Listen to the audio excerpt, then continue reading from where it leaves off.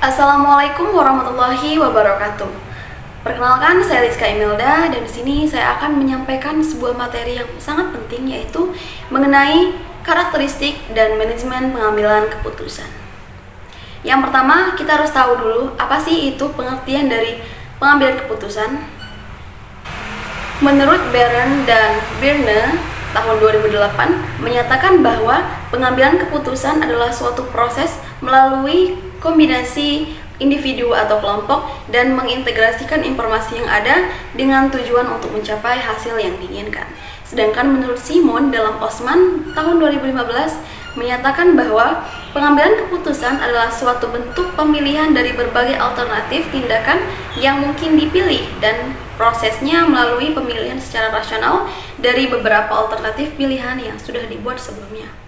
Nah, dari pengertian para ahli tersebut dapat kita simpulkan bahwa pengambilan keputusan adalah suatu proses pemilihan dari beberapa alternatif pilihan yang mungkin dipilih dengan tujuan untuk mencapai hasil yang diinginkan. Proses ini melibatkan pemilihan secara rasional dari beberapa alternatif pilihan yang sudah dibuat sebelumnya dan mempertimbangkan kriteria atau strategi yang nantinya akan diberikan. Selanjutnya ada jenis-jenis keputusan. Yang pertama ada keputusan rutin. Keputusan ini didasarkan pada aturan prosedur dan kebijakan yang telah ditetapkan sebelumnya dalam organisasi. Keputusan ini sering digunakan untuk menyelesaikan masalah yang sering terjadi atau rutin terjadi dalam organisasi. Kemudian ada keputusan tidak rutin. Keputusan ini tidak berdasarkan pada aturan atau prosedur yang telah ditetapkan sebelumnya dalam organisasi.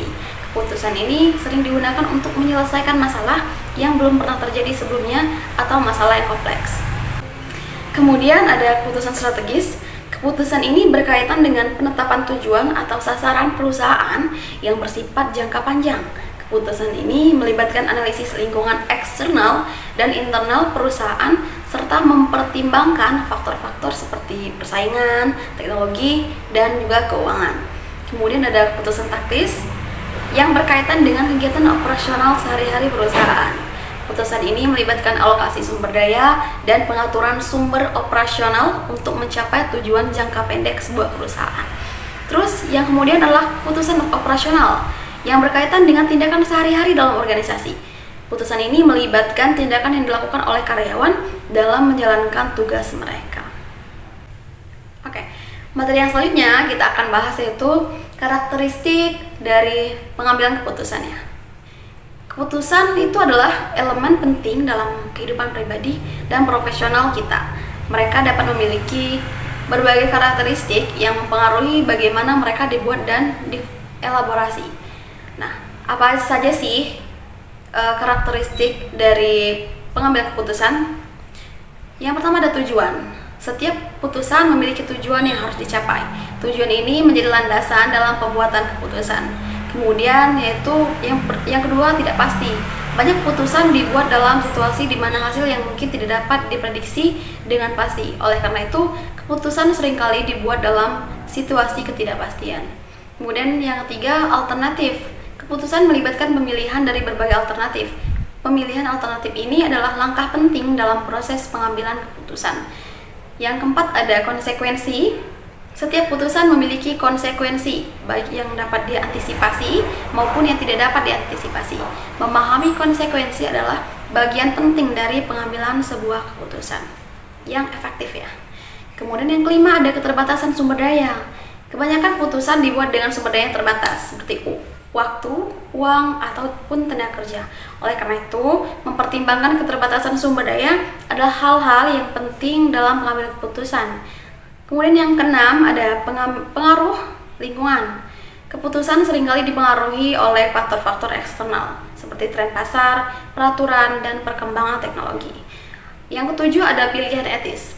Putusan juga dapat memiliki dimensi etika. Keputusan etis harus mempertimbangkan prinsip-prinsip moral dan nilai-nilai yang berlaku. Oke, yang selanjutnya atau yang terakhir ini adalah proses manajemen keputusan itu. Manajemen keputusan adalah pendekatan sistematis untuk mengelola proses pengambilan keputusan dalam konteks bisnis dan organisasi. Proses ini melibatkan serangkaian langkah yang dirancang untuk mengidentifikasi, menganalisis, memilih, dan melaksanakan keputusan. Nah, apa saja sih proses dari manajemen keputusan itu? Yang pertama ada identifikasi masalah atau peluang. Nah, mengidentifikasi masalah yang perlu dipecahkan atau peluang yang harus dimanfaatkan. Ini melibatkan pemahaman yang baik tentang situasi atau lingkungan yang mempengaruhi keputusan. Jadi kita harus tahu dulu nih, lingkungan kita itu seperti apa, baru kita menentukan keputusan kita nantinya. Kemudian yang kedua ada pengumpulan informasi.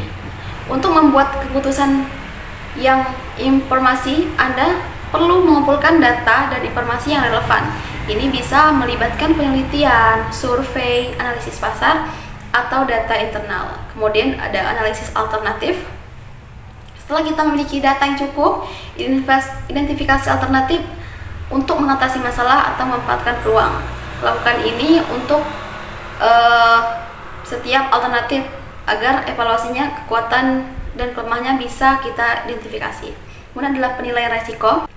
Ini termasuk resiko finansial, operasional, hukum, dan yang lain-lainnya. Pertimbangan resiko dapat membantu kita dalam memitigasi potensi dampak negatif. Kemudian yang kelima ada pemilihan keputusan. Setelah melakukan analisis dan penilaian resiko, pilih alternatif yang dianggap paling sesuai nih untuk mencapai tujuan yang telah ditetapkan. Keputusan ini harus konsisten dengan nilai dan etika yang dipegang oleh organisasi. Kemudian yang keenam, implementasi keputusan. Langkah berikutnya adalah mengimplementasikan keputusan yang telah diambil. Ini melibatkan perencanaan dan pelaksanaan tindakan yang diperlukan untuk menjalankan keputusan.